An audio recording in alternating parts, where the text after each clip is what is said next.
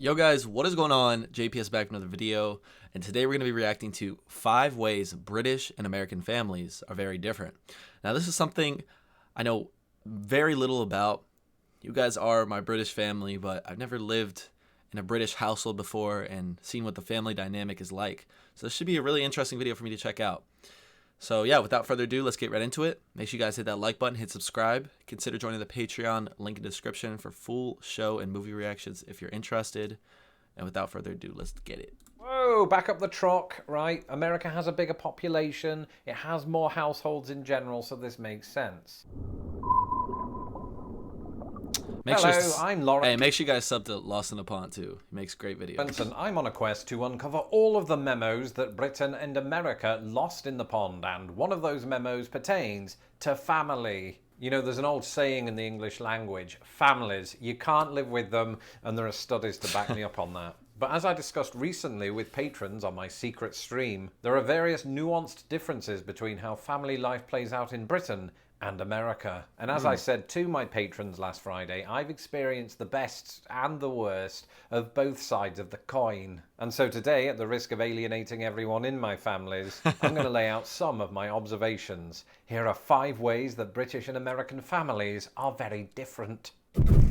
I'm not sure if it's because I'd already seen the extra large size of America's roads and cars and land and grocery stores and everything, but my initial impression was that American family sizes were bigger than those of Britain. And, you know, if you don't believe me, watch the 1990 documentary Home Alone. It just felt like my wife's relatives were coming from all angles, you know, not in attack formation, it's not the 18th century, but their great numbers instilled in me this kind of belief that American households were on average made up of more people than your British equivalents. But was there any truth to this matter? It's not that British families don't have multiple children. I myself have 2 siblings. Well, it turns out there is no ignoring the facts. Over the last 10 years, the average number of person per UK household was between 2.3 and 2.4. In that same time period, the average number of people in an American household has roughly floated between 2.5 and 2.6 people.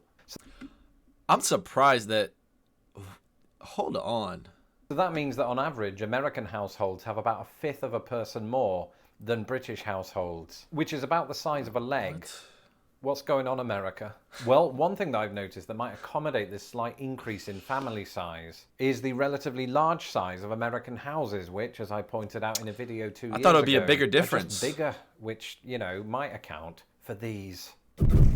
My family might not be typical. Oh, yeah. But when I was growing up in Britain, we had parties at our house for 2 occasions, and those 2 occasions were Christmas and birthdays. For Christmas, it would just be a small gathering of humans that could fit inside our English living room. And for birthdays, and we're particularly talking about childhood birthdays, it would usually be about 6 kids, one of whom was inevitably thrown out for disruptive behaviour, forcing the other 5 to go on without me. And they'd all play Pass the Parcel, which is a game I don't hear too many Americans talking about, come to think of it. And that was about it for me. But in America, families will house huge parties for all manner of occasions. So It could just, there doesn't even need to be an occasion. It could just be a weekend and we'll have something. That's how it is. 5 people will show up to Christmas meals, Thanksgiving meals, 4th of July stuff, birthdays, graduation open house parties. Everything. I did 3 of those in my first year, and I still don't know who those people are. And the one that really stands out for me personally is the welcome party that I was given. When I came to Indiana in 2007,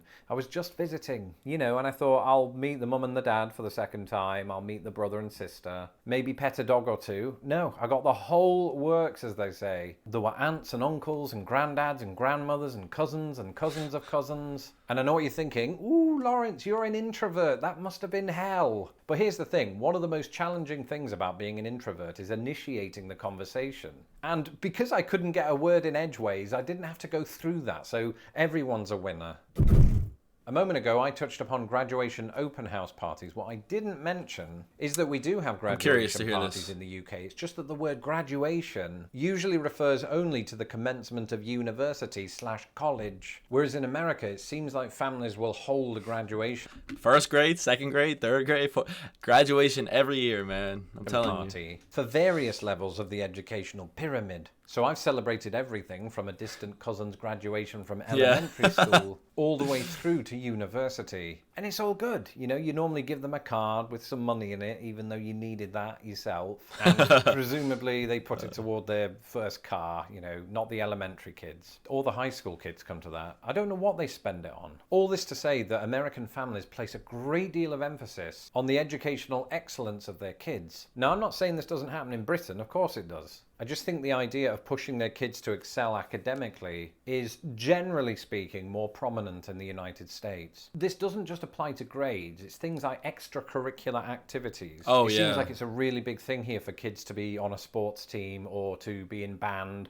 or Yes. to do, what was it Yes. called? Yes, colour guard. That's where you throw the sticks and the flags in the air and you catch them in ways that I can't even comprehend. For my brothers and I, it wasn't a choice. Like, we had to be involved in something. Had to. It's not an option.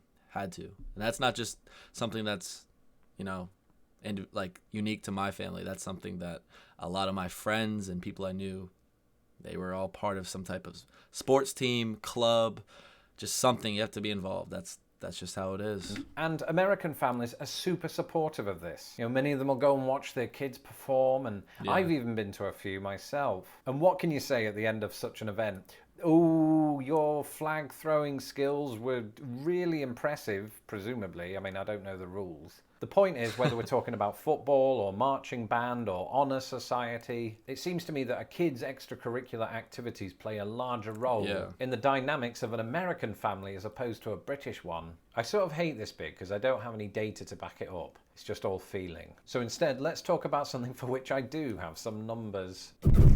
One of my patrons, Jeff, asked me about multi-generational households. What's a multi-generational household, Lawrence? Well, typically speaking, it's a household in which 3 or more generations of family members live together. Oh. So it might be some grandparents, parents, and kids. So an example of this would be Charlie Bucket's house in Charlie and the Chocolate Factory. He lives with his mum and 4 grandparents who, frankly, aren't pulling their weight. But in each country, what percentage of households have this kind of multi-generational makeup? Well, in Britain, the Office for National Statistics suggests that 419,000 households are considered multi-generational, and as a percentage of all the households in Britain, those account for about 1.5%. Okay.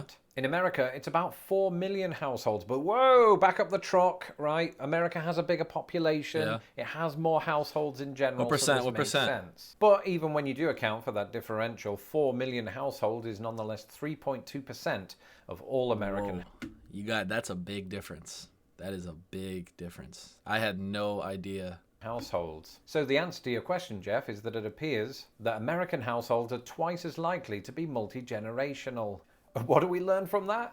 I don't know, but it's an interesting fact. It is. And then there's the terminology, the titles that we use to describe a particular family member. And I don't just mean the word plonker. No, I'm talking about the American mom versus the British mum, or pops versus my old man. Whereas both Britain and America might refer to their younger sibling as younger brother or younger sister. Or little shit. Americans might occasionally refer to that person as their kid brother or kid sister. In Britain, as with the US, you might hear your parent's parental figure be described as granddad, grandfather, or grandpa. But one word that I heard in the Midwest, and I gather is used in the South, is papaw, or variants on that theme. Similarly, in the UK, while we might refer to our parents' maternal figure as grandma, grandmother, nana, nan, in the US you've got 1 or 2 other phrases. You've got Grammy, like the award. Bro, what is You've this got Stranger grandma, Things background grandmom, grams, and presumably in cahoots with papaw, you have mamaw. And that is it for this Never heard episode. that. Let me know in the comments below if your family has its own quirks. I'm Lawrence Brown. You can follow me on Twitter at LostInThePondUS. And Damn, that was a good video. I learned a lot in that video. I'm curious though. Let me know. I'm really curious about the extracurriculars. I want to know what you guys think about that. Obviously, speaking entirely from personal experience with that, he didn't have any statistics, like he said, and I'm speaking from personal experience when I talk about how important it is. I do believe that is something that's seen. You see it in pop culture. You see just everywhere you go. Sports are at the forefront of American childhoods. Like, that's just how it is. But let me know what it's like, what it was like for you growing up, or if you have kids, what you have your kids doing? Like, are extracurriculars that important, or is the focus more so on education? Like, I'm really curious to hear what that's like, so we can kind of get a better understanding of the differences in extracurriculars. And if you would like to talk about anything else, parties. The parties, though, I think that's a hard argument to make. Like, that's just how Americans are. Like, it's not even that we're crazy partiers or crazy drinkers or anything. You guys have us beat with that. But I learned that. But with like the gatherings and like the, hot dogs and chips and sodas, that's American right there. Anyways, make sure you guys hit that like button, hit subscribe. If you have any videos you would like for me to check out, drop them in the comments down below. And with that being said, I'm going to catch you guys in the next one.